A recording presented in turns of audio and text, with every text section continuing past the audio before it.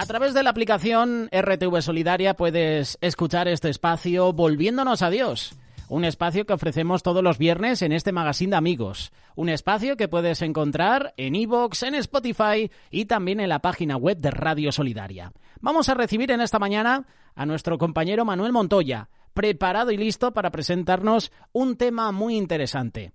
Buenos días, Manuel, ¿cómo estás? Muy buenos días, José, y muy buenos días a todos nuestros amigos oyentes en este tiempo de radio. Pues mira, hoy vamos a tratar un tema que a mí me ha llamado mucho la atención, ¿no? Y es más de lo que estamos viendo en estos últimos tiempos. El programa de hoy lleva como título Bad Sex. Hoy quiero explicar un poco qué es esto del bad sex y cuáles son las consecuencias y las raíces de esta práctica sexual, ¿no? Pero antes de pasar a explicar qué es el bad sex, me gustaría poder explicar o exponer lo que es la heteronormatividad.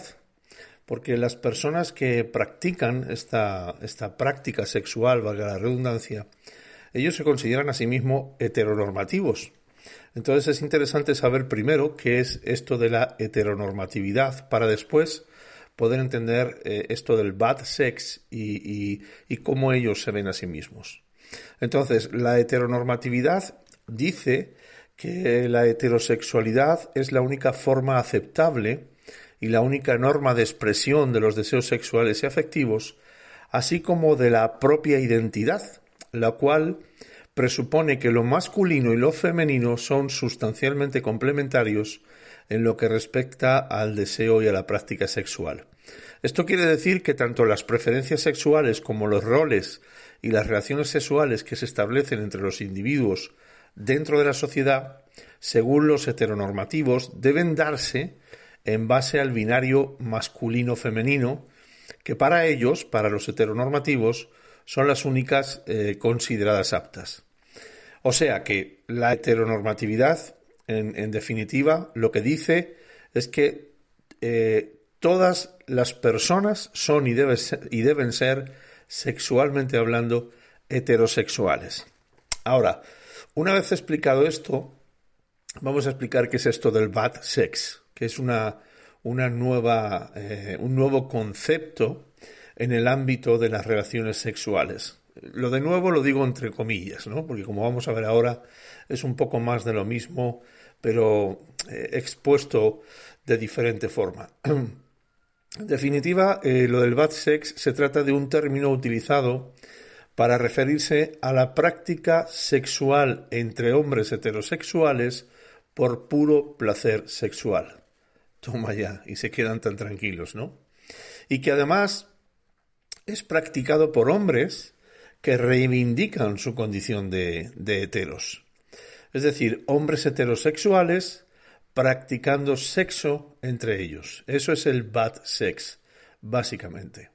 Muchos consideran que es imposible realizar bad sex sin ser homosexual, mientras que otros lo ven como una actividad sexual que se realiza por puro placer. La cuestión es que quienes lo practican defienden su heterosexualidad. Incluso en algunos casos estos hombres tienen parejas, tienen hijos y explican que simplemente lo realizan, estos actos sexuales con otros hombres heterosexuales, que lo realizan puntualmente y para satisfacer sus instintos. El fenómeno del bad sex ha salido a la luz a raíz de una investigación llevada a cabo por el sociólogo el doctor Tony Silva de la Universidad de Otago. Este estudio consistía en el análisis de esta práctica entre varones de una población rural. De hecho, a partir de los testimonios de estos hombres de esa población rural, el profesor Silva señaló algunas de las características principales en las que se basa este tipo de relación, así como el sentido que tiene para los propios practicantes de este nuevo, entre comillas, concepto sexual. Según los datos obtenidos en la investigación del doctor Silva, los participantes de esta práctica sexual seleccionaban a sus compañeros en base a la masculinidad, en base a la raza, porque todos eran blancos, y también en base a su identidad sexual. Es decir, son hombres que escogen a otros hombres masculinos y heterosexuales para tener entre ellos relaciones sexuales. Manuel, tengo una duda. ¿Hay alguna característica específica que tengan estos hombres que practican el bad sex? Pues sí, José, el estudio del sociólogo al que hemos hecho referencia, el doctor Tony Silva, dice que una de las características que tiene esta práctica sexual es que en el bad sex no existe el romanticismo, aunque bien es cierto que pueden crearse algunos lazos emocionales, debido a que sus integrantes establecen los cimientos de su relación sexual en la complicidad y en la amistad. De hecho, suelen compartir hobbies, suelen compartir comentarios sobre política, opiniones sobre mujeres, etcétera, etcétera, ¿no? De esta forma, el sexo en esta modalidad se ejerce como un elemento adicional a la relación, es decir, como algo más de esa relación. Es increíble, pero así funciona, ¿no? Otra de las características fundamentales que ha descubierto este sociólogo del bad sex es el secretismo que rodea esta práctica. La mayoría de los sujetos entrevistados reconocieron que necesitaban que se llevase en secreto su relación. De esta forma encontramos que el pilar fundamental no es tanto lo que hacen entre ellos, sino cómo lo llevan a cabo. Y por último, en cuanto a los perfiles de los hombres que realizan esta práctica sexual, pues suelen ser hombres heterosexuales, blancos, generalmente casados y con hijos, y de unos 50 años, que han interiorizado la heteronormatividad y las reglas masculinas. ¿Debemos considerar a estos hombres como homosexuales? Bueno, ellos se proclaman y definen como heterosexuales, por lo cual creo que no podemos considerarlos homosexuales como tal, aunque la práctica que realizan es claramente homosexual, ¿no? Pero creo que para nosotros como creyentes no es tan importante determinar si son o no homosexuales. Lo realmente importante es darnos cuenta de cómo la degeneración y la depravación del ser humano avanza con cada nueva generación. Si a esta práctica del bad sex, de la que hemos hablado, añadimos otras que también están ahora de moda, como el chemsex, que significa sexo químico, y cuyo objetivo principal es obtener el mayor placer sexual mezclando drogas sintéticas y sexo entre hombres. O si hablamos de otra práctica llamada la ruleta, o de otra llamada spanking, o de otra llamada face-sitting, o el voyeurismo, y de otras muchas prácticas sexuales que son puras perversiones y depravaciones, pues vemos claramente esa degeneración humana que conduce a un camino de depravación y degeneración cada día más notorio. Y ese camino de depravación y degeneración no es solamente en el terreno sexual, sino que esa depravación, esa degeneración afecta al hombre en todas las áreas de la vida. Podemos pensar, o mejor dicho, quieren hacernos pensar que todas estas prácticas sexuales a las que estamos haciendo referencia son nuevas, pero no es cierto. La Biblia contiene muchos ejemplos de estas prácticas depravadas, porque la degeneración del hombre no es nueva, solo que hoy día sí que es cierto que es más visible porque es más permitida por una sociedad cada vez más permisiva con el pecado, más permisiva con lo que es malo, tal y como la Biblia nos dice en Isaías 50:21, es una generación que a lo malo llama bueno y a lo bueno llama malo, que hacen de la luz tinieblas y de las tinieblas luz, que ponen lo amargo por dulce y lo dulce por amargo. Manuel, dinos algunos de estos ejemplos que dices que la Biblia contiene de estas prácticas. Bueno, sí, mira, pues por ejemplo, sobre el uso de drogas y de sexo, ¿no? Como veíamos antes.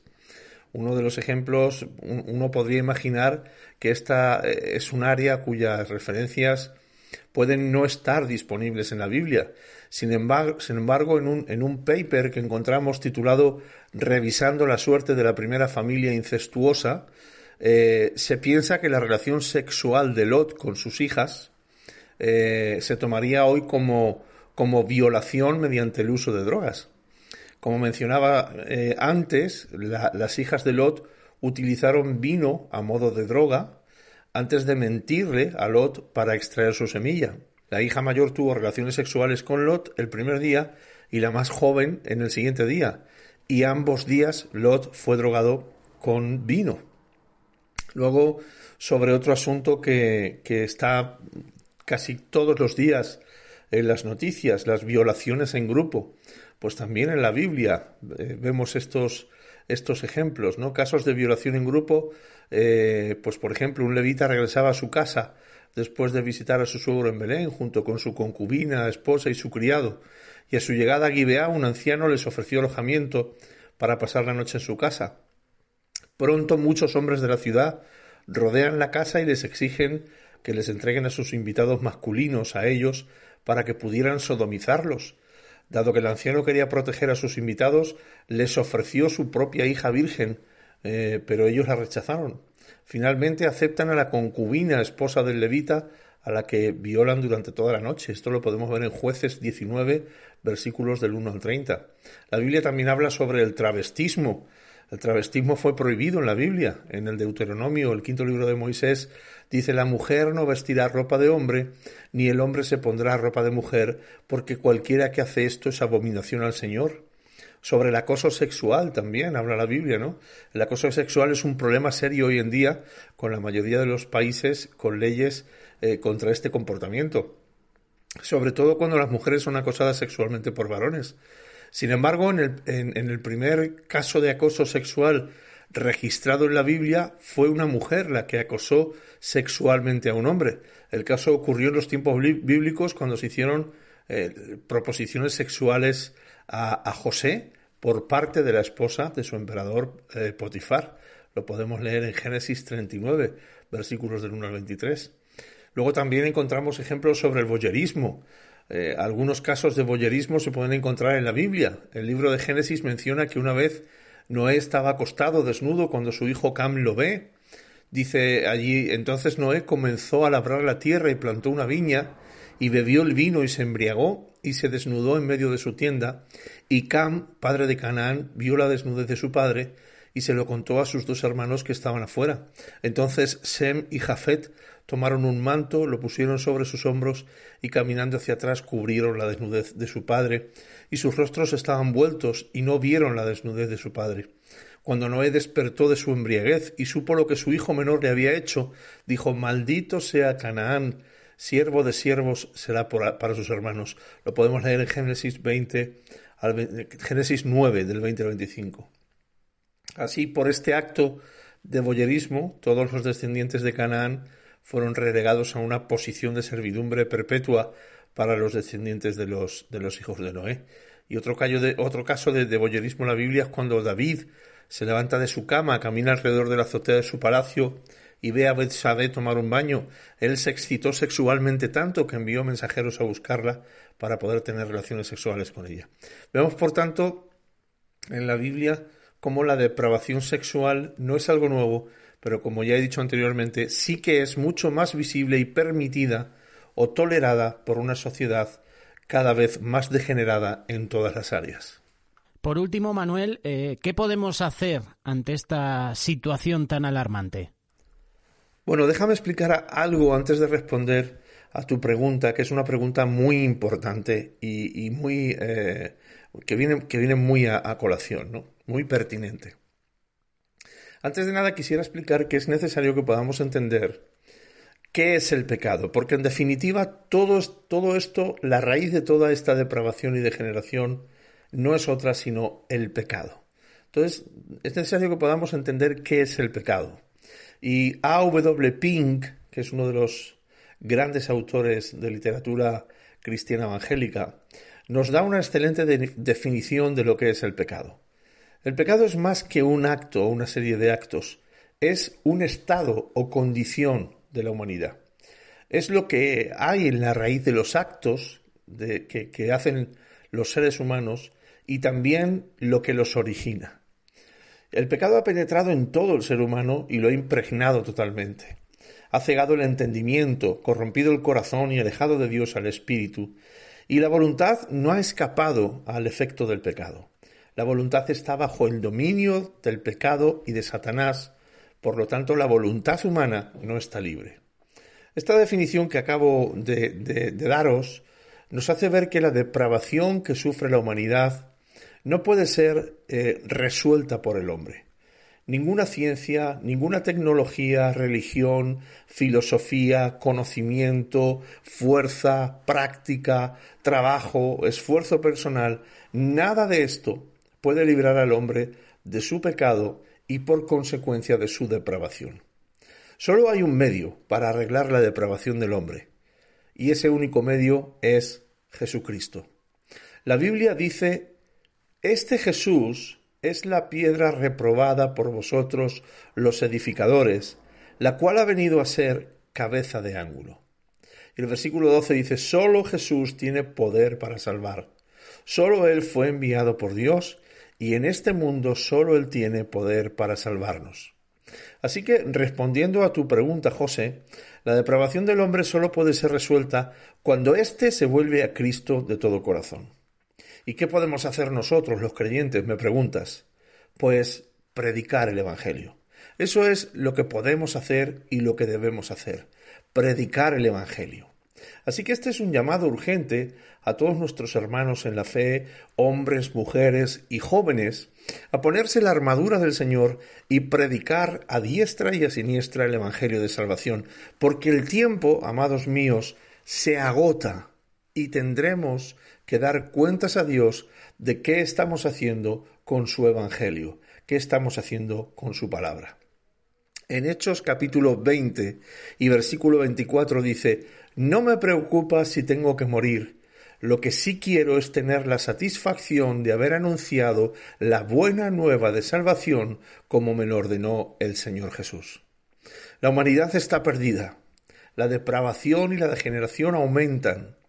La humanidad es esclava de su propio pecado y solo Jesús puede salvarla. Solo la Iglesia de Cristo está capacitada y solo la Iglesia de Cristo puede predicar a Jesús.